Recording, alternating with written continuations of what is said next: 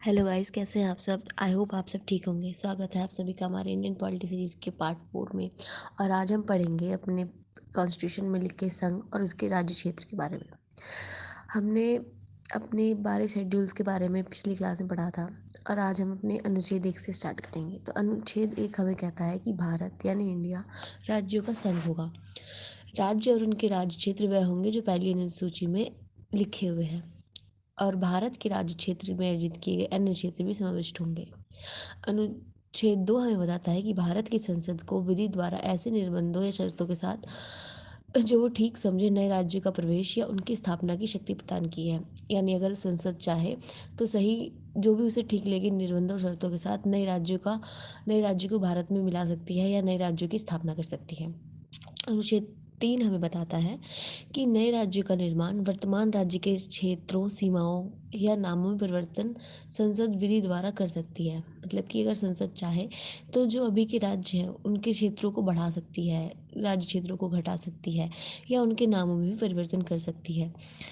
और भारत के संविधान में यूनियन शब्द का प्रयोग किया गया है भारत संघ के लिए, जिसको कि कनाडा के संविधान से लिया गया था।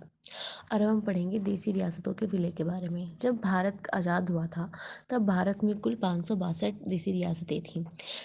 इन सभी 562 देसी रियासतों में से 3 रियासत ऐसी थी जिन्होंने भारत में शामिल होने से मना कर दिया था, जो थी जूनागढ़ रियासत, हैदराबाद रियासत और जम्मू कश्मीर रियासत।